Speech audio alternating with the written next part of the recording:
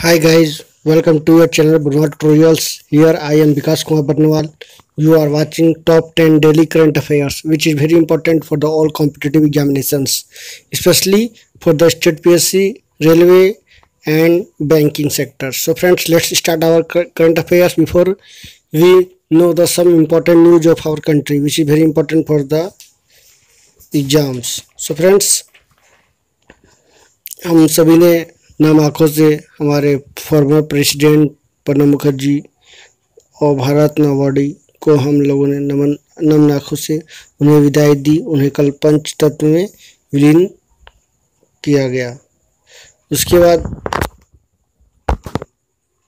भारत के क्षेत्र जो है पेगोंग जो झील है लद्दाख में, वहाँ पे भारतीय सेना ने अपना कब्जा जमा कर रखा है ताकि चीनी सेना द्वारा उस जगह को कब्जा ना करे और वो भारत के क्षेत्र पे कब्जा द्वारा ना कर सके।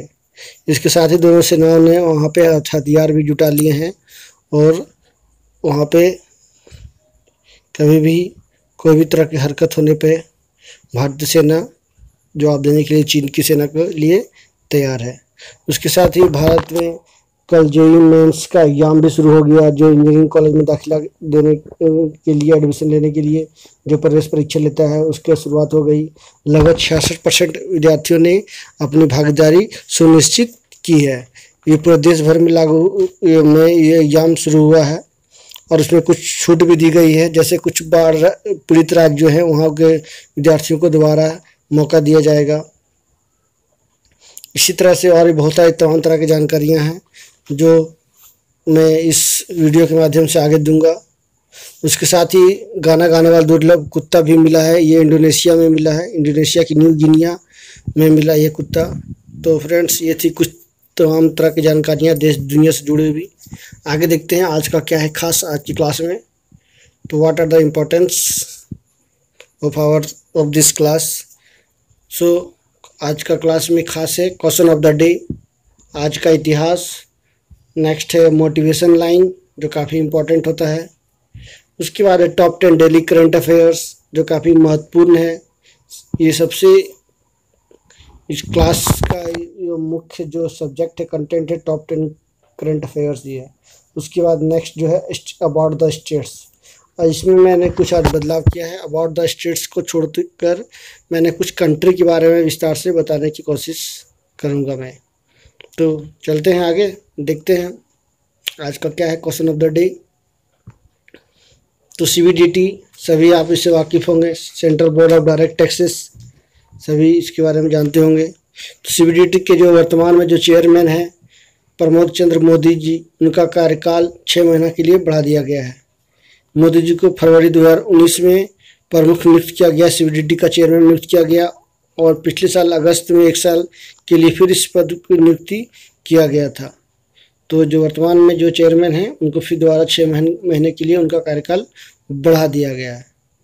तो CBDT बहुत ही बड़ी भारत की एक संवैधानिक संस्था है जो टैक्स से जुड़ी हुई तमाम तरह की जानकारियाँ, चाहे वो फाइनेंस टैक्स हो, डायरेक्ट टैक्स हो, इनडायरेक्ट टैक्स हो, तमाम तरह की जानकारियाँ वो देखता है और सरकार को समय पर कोई तरह का आश्वासन हो या कोई तरह का सलाह हो वो देता रहता है।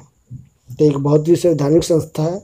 इंडियन कॉन्स्टिट्यूशन में इसका जिक्र किया गया है। तो आगे देखते हैं नेक्स्ट, आज का इतिहास। आज का इतिहास क्या है। आज ही के दिन 1898 में ब्रिटेन और सूडान के मध्य ओम डुरमेन युद्ध में मैक्सिमम मशीन गन का पहली बार उपयोग हुआ था। इसका आविष्कार ब्रिटिश नागरिक सर हिरमैन स्टीवन्स मैक्सिम ने 1884 में किया था। इसकी लंबाई करीब 67.3 सेंटीमीटर और वजन 27.2 किलोग्राम था। तो काफ़ी वजनदार था ये मशीन गन। नेक्स्ट देखते हैं आज का इतिहास में। आज ही के दिन 1946 में संविधान सभा ने पंडित जवाहरलाल नेहरू के नेतृत्व में अंतिम सरकार का गठन किया था, जिसमें 2 ब्रिटिश सहित 12 भारतीय शामिल थे। यानी आज़ादी से पहले जो सरकार गठन की गई थी उसमें पंडित जवाहरलाल नेहरू के नेतृत्व में की गई थी, जिसमें अंग्रेज यानी ब्रिटिश नागरिक सहित 12 भारतीय शामिल हुए थे। तो नेक्स्ट देखते हैं मोटिवेशन लाइन क्या है आज का खास, जानते हैं। The more you learn the more you earn, यानी आप जितना ज़्यादा सीखोगे, जितना आप सीखने में इंटरेस्ट लोगे, उससे ज़्यादा आप उसमें जानकारी इकट्ठा करोगे। अर्न मतलब जरूरी नहीं कि सिर्फ कमाना, ज्ञान का को ग्रहण करना, ज्ञान का अपना स्टॉक क्षमता है, जो ज्ञान की जो क्षमता है उसको बढ़ाना भी होता है। तो आप यदि ज़्यादा सीखते हो तो आप इससे अर्निंग भी कर सकते हो, अपने लाइफ को सिक्योर भी कर सकते हो।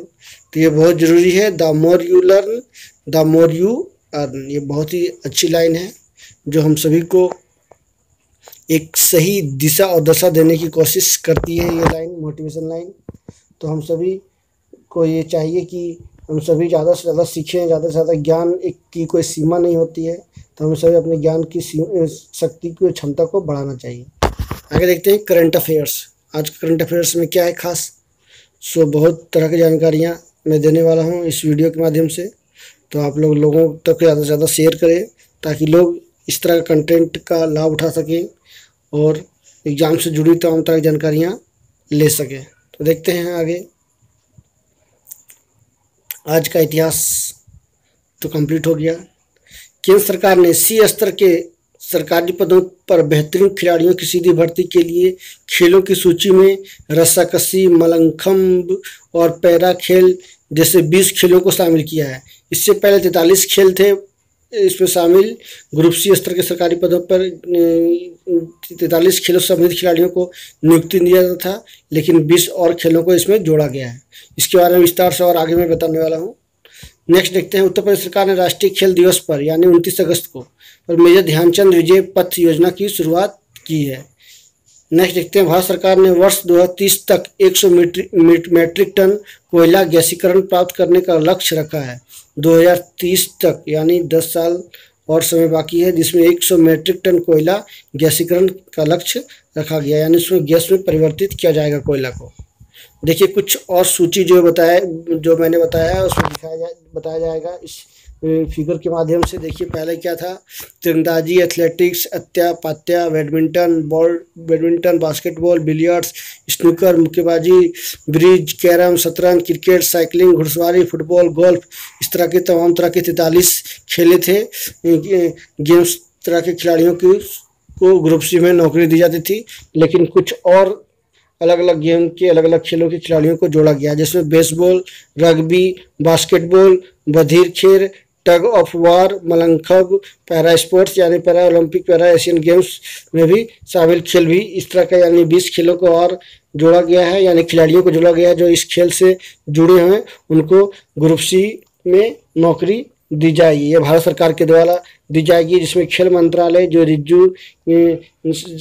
है खेल मंत्री रिजिजू, उन्होंने भारत सरकार से ये अनुरोध किया था। इसी को देखते हुए भारत सरकार ने इस तरह का आगे काम किया है। नेक्स्ट देखते हैं, भारत ने रूस द्वारा प्रायोजित सैन्य अभ्यास कवकाज 2020 में भाग लेने से इनकार कर दिया है। क्यों इनकार किया है? साफ बात है, इसमें जो कवकाज है उसमें भारत, चाइना भी शामिल है, और चाइना के साथ जो अभी हमारे बॉर्डर की जो समस्या हो रही है उसी को देखते हुए भारत ने इस तरह के इस तरह का आयोजन यानी सैन्य अभ्यास में भाग लेने से इनकार कर दिया। नेक्स्ट देखते हैं, भारतीय मूल की महिला जासूस नूर इनायत खान लंदन में स्मारक पट्टिका प्राप्त करने वाली पहली भारतीय महिला बनी है। ये एक महिला जासूस थी जो लंदन में यानी ब्रिटेन के लिए काम करती थी। इनका नाम नूर इनायत खान था, जिनको लंदन लिखा गया, लेकिन लंदन होना चाहिए। भारत की प्रथम महिला सबसे बुजुर्ग कार्डियोलॉजिस्ट डॉक्टर एस पद्मावती सी रामाकृष्णन अय्यर का 103 वर्ष में कोरोना से निधन हो गया। ये भारत की प्रथम महिला कार्डियोलॉजिस्ट भी हैं और सबसे बुजुर्ग महिला भी थी, डॉक्टर कार्डियोलॉजिस्ट। तो नेक्स्ट आगे देखते हैं, कानपुर में पहला मेट्रो लाइन के लिए यूरोपियन निवेश बैंक यानी EIB 650 मिलियन यूरो का निवेश करेगा।